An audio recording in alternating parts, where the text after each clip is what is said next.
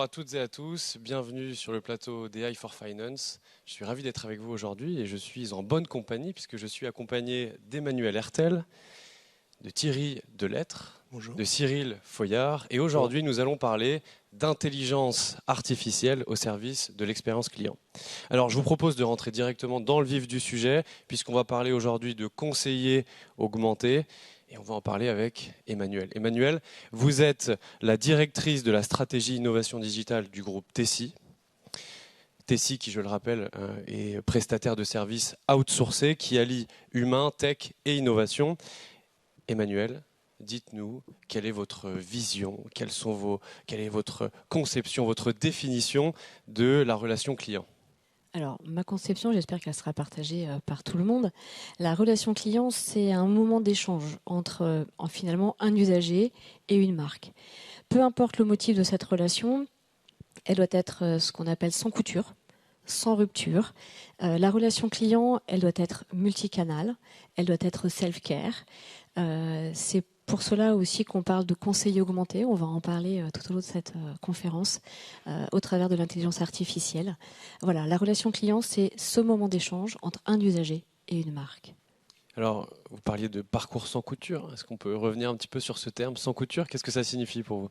Alors, c'est un terme qui est très très cher à l'offre Tessi parce que sans couture, ça veut dire j'ai le droit de changer. J'ai le droit de changer de canal. J'ai le droit de démarrer par un email, de revenir avec un bot, de recommencer avec du papier. J'ai le droit de ne plus avoir de batterie dans mon téléphone et de devoir partir sur un parcours papier. J'ai le droit de ne pas vouloir faire de papier. J'ai le droit d'avoir envie de parler avec quelqu'un et j'ai surtout le droit d'avoir des réponses. Lorsque je prends contact avec la marque, eh bien, je dois pouvoir échanger. Si je l'appelle, c'est que j'ai un motif, heureux ou pas heureux, mais en tout cas, ce parcours sans couture, c'est d'être capable de s'arrêter, de redémarrer, sans qu'en fait, ça ne m'arrête jamais dans ma relation avec mon fournisseur et donc avec mon client. Merci Emmanuel. Alors poursuivons, ne nous arrêtons pas. Cyril, vous êtes Chief Innovation Officer de RCI Bank and Services. Pour rappel, RCI Bank and Services est le partenaire financier de toutes les marques de l'alliance Renault, Nissan, Mitsubishi.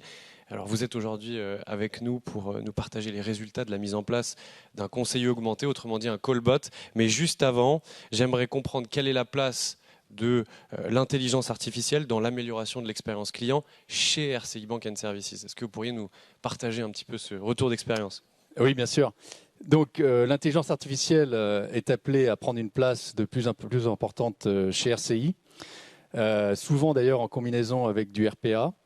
Il y a 2 ans, on a lancé un programme d'accélération de l'intelligence artificielle afin d'identifier et de prioriser tous les cas d'usage qui pouvaient être intéressants dans le cadre de notre stratégie. Et on en a identifié à peu près 30, dont 7 qui ont un lien avec l'expérience client. Donc parmi ces cas d'usage, on peut par exemple citer la personnalisation des offres marketing avec tout ce qui est cross-sell. On peut citer aussi l'optimisation du moment de prise de parole, de l'activation des clients, à quel moment on va s'adresser à eux, par exemple pour le renouvellement de leur véhicule. On peut aussi citer l'onboarding client avec tout ce qui est KYC et l'automatisation de l'authentification des clients à travers l'intelligence artificielle et des technologies comme le face matching ou le contrôle de la pièce d'identité. Il y a aussi tout ce qui tourne autour de l'extraction intelligente d'informations de documents à travers l'OCR. Et puis enfin, l'automatisation aussi des demandes faites au service client, donc des requêtes au service client à travers le tri des emails, la classification des emails, et puis la mise en place de chatbots et de callbots justement, qui est un cas d'usage dont on reparlera. Merci Cyril. Donc 30 cas d'usage, 7 cas d'usage liés à l'expérience client. Tout à l'heure, on reviendra un petit peu plus sur les KPI et les résultats. On reviendra sur 3 cas d'usage. Mais juste avant, je voudrais aborder un petit sujet avec Thierry. Alors Thierry, vous êtes Head of Customer Services and Professional Services chez Zion. Pour rappeler un petit peu ce que fait Zion, vous êtes un éditeur d'une solution de relations clients augmentée par l'IA qui automatise les conversations dans une approche mixte, bot et humain. Emmanuel, je sais que vous collaborez avec Emmanuel et RCI Bank sur pas mal de cas d'usage liés à l'expérience client. Et je pense qu'aujourd'hui, on est à la bonne place, au bon endroit, au bon moment pour vous demander en quoi le callbot, dont on parlait tout à l'heure, améliore l'expérience client. Et je suis certain que vous allez m'apporter un petit bout de la réponse. Pour tenter de répondre à votre question, je vais vous partager quelques infos clés. On a déjà 61% des gens qui cherchent à contacter un service client préfèrent le contacter par téléphone. C'est un peu contre-intuitif. On pourrait se dire que le canal téléphonique est en perte de vitesse avec toutes les applications, toutes les WhatsApp, les nouveaux canaux qui sont ouverts. Et ben non, depuis plus de 3 ans, le canal téléphonique est en croissance chez l'ensemble des clients qu'on peut accompagner dans le secteur. Et enfin, une autre information qui est clé, c'est que les clients qui contactent un service client par téléphone, il y en a 65% qui refusent d'attendre plus de 2 minutes. Donc, ce qui fait que chez Zion, on intervient dans ce marché de la relation client qui est essentiellement vocal. On propose par exemple un nouveau parcours où vous allez être accueilli par un welcome bot qui va supprimer votre temps d'attente. C'est-à-dire que votre appel est immédiatement décroché. Il va ensuite qualifier vos besoins qui ont été exprimés en langage naturel. Donc, c'est-à-dire vous allez vous exprimer comme ici sur ce plateau, et il va comprendre. Et en comprenant en fait votre demande, il peut passer le relais à un bot de traitement qui peut traiter de bout en bout votre demande, ou alors orienter vers un conseiller. Parce que bien entendu, il faut des conseillers humains derrière ces technologies pour prendre le relais de demandes complexes. Tout à l'heure, vous me donniez un exemple. Vous me parliez d'une femme de 95 ans qui avait utilisé votre bot. Est-ce qu'on pourrait partager cet exemple un petit peu avec les personnes qui nous écoutent ? Oui, alors c'est vrai que j'aime bien cet exemple parce qu'on a eu la chance de déployer en 3 jours pour le ministère de la Santé un callbot pour aider le gouvernement à répondre après une allocution d'Emmanuel Macron à de nombreuses sollicitations, 2e confinement. Il y en a eu besoin, je pense. Il y en avait besoin. Donc on a parcouru un long chemin depuis. Cet été, on a géré plus de 600 000 appels donc pour le gouvernement sur l'information Covid. Derrière le numéro vert du gouvernement, vous retrouvez un callbot Zion. Et sur ce callbot, une personne de 95 ans a pu trouver le centre de vaccination le plus proche grâce à Zion, donc en obtenant les coordonnées pour le contacter. Merci beaucoup, un exemple très concret parmi des centaines d'autres, j'imagine. J'aimerais revenir un petit peu sur cette collaboration avec RCI Bank and Services. Cyril, vous avez mis en place 3 types de callbot avec Zion. Est-ce qu'on pourrait revenir dessus, peut-être nous expliquer à quoi ils servent, quels sont les résultats que vous en avez obtenus ? Oui, alors effectivement, donc on travaille depuis début 2020 avec Zion sur la mise en place de ces callbots au profit du service client de la DIAC, donc notre filiale française, et du recouvrement. Alors, il faut savoir que chez nous, chez RCI, en fait, on a encore une très large majorité des clients qui appellent. Donc 75% en fait des demandes au service client, ce sont des appels versus seulement 25% qui sont traités en self-care. Donc pour nous, le callbot, c'était important de commencer par là. Donc on a mis en place en fait trois types de callbots. Donc dès septembre 2020, on a lancé ce qu'on appelle un callbot de débordement. Plusieurs callbots de débordement en fait. Et ces callbots, le principe c'est assez simple. Dès que le temps d'attente devient un peu long, en fait, le client est redirigé vers le callbot qui va prendre ses informations personnelles, qui va prendre bien sûr sa demande, et ensuite qui va générer automatiquement un email qui va être envoyé au conseiller, lequel s'engage à rappeler le client au bout de 48 heures. Donc ça, on a eu des résultats vraiment très satisfaisants. On a pu traiter depuis septembre donc à peu près 100 000 appels avec un taux d'engagement des clients qui est très bon, de 80%. Ça veut dire que 80% des clients acceptent d'interagir avec le callbot et 70% de ces appels se terminent par un email au conseiller de client. Et donc en fait, ça, on l'a lancé parce que on avait justement, avec le Covid notamment, des taux de prise d'appel qui étaient assez dégradés, qui pouvaient tomber jusqu'à 40%. Et le fait d'avoir mis en place ce callbot, ça nous a permis de gagner 20 points. Et donc on est passé de 60 à 80% de prise d'appel en moyenne. Donc on est très content du résultat, d'autant plus que ce callbot des débordements a demandé très peu d'intégration. Donc un premier callbot de débordement, un deuxième cas d'usage. Alors, le deuxième cas d'usage qu'on a mis en place, c'est ce qu'on appelle un callbot de traitement. Donc, celui-là, il vise à automatiser en fait des demandes à faible valeur ajoutée du type, par exemple, consultation de solde. Ça représente 15% des demandes à notre service client. Et donc l'idée, c'est d'automatiser ça. Donc après, derrière, il y a aussi plein d'autres cas d'usage, voilà, changement d'adresse, changement d'IBAN, etc., report d'échéance, etc., qu'on peut automatiser. Mais on a commencé par ça. Aujourd'hui, je dirais que le bilan est pour l'instant mitigé, mais c'est un bilan intermédiaire. Mitigé au sens où on a pu donc traiter, on a reçu 130 000 demandes de traitement, et là-dessus, on a pu en traiter aujourd'hui que 4 000. Et ça s'explique beaucoup par des difficultés en fait, d'identification des clients en lien avec notre informatique sur lequel on travaille, et d'autre part par le fait que les clients souvent en fait, pressent au niveau du SCVI sur la mauvaise touche et donc arrivent sur ce service alors qu'ils ne devraient pas y arriver. Et un troisième bot. Alors, le troisième bot, voilà, pour terminer, donc ça c'est un bot sur lequel on travaille actuellement qui va être implémenté début 2022, et c'est un welcome bot. Donc là, l'objectif, c'est de remplacer complètement le SVI et puis de pouvoir rediriger en fait le client, de prendre son identification, sa demande, et de diriger automatiquement vers le bon service, et d'économiser comme ça beaucoup de coûts de transfert entre agents. Merci beaucoup, Cyril. Emmanuel, depuis tout à l'heure, on parle d'intelligence artificielle, on parle de bots, on parle d'automatisation, et pourtant, lors de nos derniers échanges, et vous en avez parlé au début de cette intervention, vous parlez de conseillers augmentés.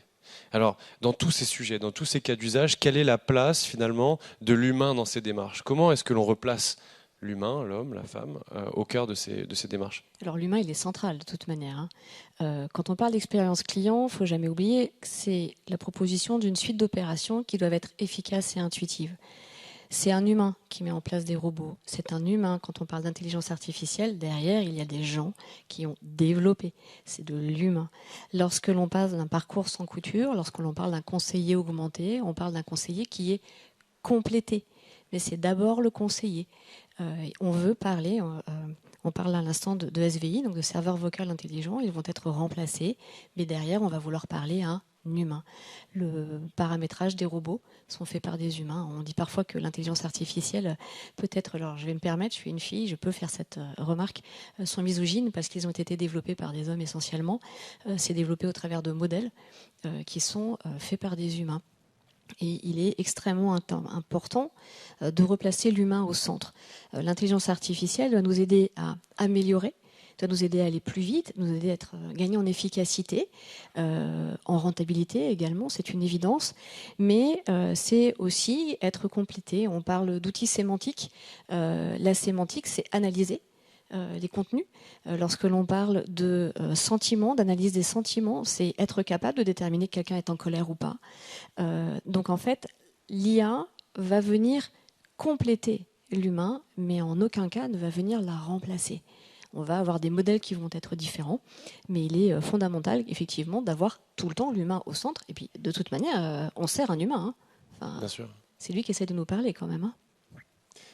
Merci beaucoup, Emmanuel. Thierry, vous travaillez avec Tessie et du coup Emmanuel sur cette notion de conseiller augmenté. Vous, chez Zion, comment est-ce que vous vous positionnez sur ce qu'expliquait Emmanuel? Quand on déploie un callbot, je disais tout à l'heure, en fait, on va faire traiter par un robot les demandes les plus simples. Donc ça veut dire qu'on renvoie les demandes les plus complexes vers les conseillers. Donc on a créé une interaction bot humain. On a supprimé un serveur vocal interactif sur lequel il faut taper 1, taper 2, sur lequel on se perd, comme disait Cyril tout à l'heure. Et en fait, l'étape d'après, c'est aider un conseiller qui traite une demande complexe à avoir en temps réel, grâce à l'intelligence artificielle, des informations qui sont poussées quand un client va s'exprimer. On va faire des phrases complexes dans un discours non structuré. À l'inverse, en fait, d'un échange avec un bot, entre bot et humain, on suit plutôt un discours assez structuré, c'est-à-dire qu'on a des scénarios prédéfinis avec des réponses prédéfinies. Comme ce que disait Emmanuel sur l'énervement, quelqu'un qui est un petit peu stressé ou énervé. Absolument.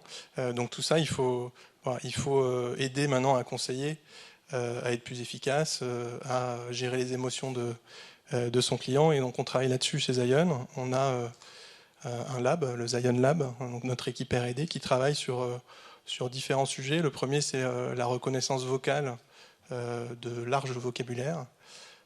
Donc avec les termes techniques, c'est les ASR. Donc on va traiter des phrases assez longues, complexes, où les gens expriment plusieurs intentions dans une même phrase. On va aussi reconnaître des données en cours de conversation, donc des données très spécifiques, très métiers, des numéros de contrat, des plaques d'immatriculation, etc. Donc ça nécessite des technologies très avancées. Aussi la contextualisation et la gestion de dialogue, donc on va créer des réponses automatiques en fonction de ce qui se passe, et c'est l'humain qui va avoir le choix d'utiliser ou non les aides qui apparaissent en temps réel. Et enfin, il y a la compréhension fine des émotions, donc basée sur l'analyse du signal vocal. Donc chez Zion, on sait dire si vous êtes en colère ou très en colère, rien qu'en écoutant votre voix. Et on sait faire plein d'autres choses aussi, rien qu'en écoutant votre voix. Donc en résumé, ces projets fonctionnent bien. Si quoi ? Si ça a bien été préparé en amont, quelles sont les bonnes conditions pour que ça fonctionne ? Alors chez Zion, on a un positionnement grand compte. Ça veut dire que quand on vend une technologie, on vend aussi l'accompagnement qui va avec. Donc je sais que Cyril partageait avant cette table ronde que ça avait été l'un des critères de choix principaux, notre capacité à accompagner le projet, donc pas simplement livrer une technologie. Donc dans les équipes que je pilote, j'ai des chefs de projet qui sont des experts de la relation client. Certains ont travaillé dans des centres de relations clients externalisés, internalisés. Donc c'est ça aussi, c'est ce couplage technologie-accompagnement qui est, je pense, une des clés du succès de nos projets. Merci beaucoup Thierry pour ces petites précisions. Alors c'est un petit peu l'occasion parfaite pour moi d'enchaîner et de vous poser cette question qui va, j'imagine, intéresser beaucoup de personnes parmi nous. Quelles sont les leçons des projets qui ont été déployés ? Quelles sont les leçons que vous en faites ? Quels sont vos apprentissages ? Et surtout, pour toutes les entreprises qui nous écoutent et qui voudraient déployer ce genre d'opération, ce genre de bot, quels sont les learnings en fait ? Quelles sont les clés de l'apprentissage que vous en avez fait ? Quels sont, par exemple, Cyril, est-ce que vous pourriez nous partager un petit peu les conseils que vous pourriez leur donner ? Alors, pour moi, il y a trois leçons en fait principales. La première, et c'est une bonne nouvelle, c'est que ça marche. Donc aujourd'hui, on a des technologies de reconnaissance vocale qui sont très efficaces. On a des plateformes qui sont paramétrables, qui sont flexibles et qui permettent d'analyser les conversations et de faire des ajustements presque en temps réel pour modifier les parcours clients et leur efficacité si nécessaire. Et enfin, je dirais qu'on a une très bonne acceptation des clients à travers des taux d'engagement qui sont très bons. Donc ça, c'est le premier point. Deuxième point, c'est que je pense qu'il ne faut pas vouloir tout automatiser. Donc on a parlé du conseiller augmenté. De fait, l'intérêt, c'est d'automatiser les tâches à faible valeur ajoutée et de permettre aux conseillers clients de se concentrer vers des activités plus productrices, plus créatrices de valeur, en étant moins stressés. Et si on fait ça, on a une très bonne acceptation des collaborateurs. C'est ce qu'on a constaté chez RCI. Et je dirais le troisième leçon, qui est aussi une leçon pour nous, mais on savait qu'on allait y être confronté, c'est ne pas sous-estimer l'intégration avec les legacy systems, parce que le ROI de tous ces systèmes de callbot ou de chatbot aussi Ça passe par une très bonne identification du client, être capable d'aller précisément récupérer les éléments de son contrat pour pouvoir répondre à ces questions et automatiser les tâches. Et donc ça, on y travaille. Merci beaucoup Thierry. Emmanuel, le mot de la fin, il nous reste 15 secondes. En fait, j'en profiter pour un peu évoquer une sorte de trajectoire idéale qu'on visionne chez Zion pour réussir ces projets. Donc, il y a le déploiement d'un callbot pour automatiser un maximum de tâches et se concentrer sur les plus complexes. Il y a deux, ce qu'on appelle le superviseur augmenté. Donc, c'est l'analyse à froid des conversations qui vont être gérées entre un bot et un humain, mais aussi entre humain et humain, pour bien comprendre, bien analyser les conversations. Et quand on a passé ces deux étapes-là, il y a la troisième étape qui est celle du conseiller augmenté, où on va à chaud, donc en temps réel, aider un humain à bien répondre à son client. Emmanuel, si je devais compléter pour aller vite, c'est vrai qu'on a la chance d'avoir des technologies qui arrivent à maturité, avec des clients qui arrivent à maturité également. C'est une vraie force pour réussir ces projets-là. Mais il ne faut jamais oublier qu'au milieu de tout ça, au centre, il y a un client. Et que peu importe la technologie que l'on met en place, peu importe les circuits que l'on va devoir produire, il faut satisfaire le client. Donc l'IA est là pour nous aider, en tout cas c'est comme ça qu'on l'appréhende chez Tessie, mais en restant user-centrique en permanence. Merci beaucoup Emmanuel, merci beaucoup à tous les deux, Thierry, Cyril. Vous étiez en direct du plateau d'AI for Finance, restez avec nous pour les prochains épisodes.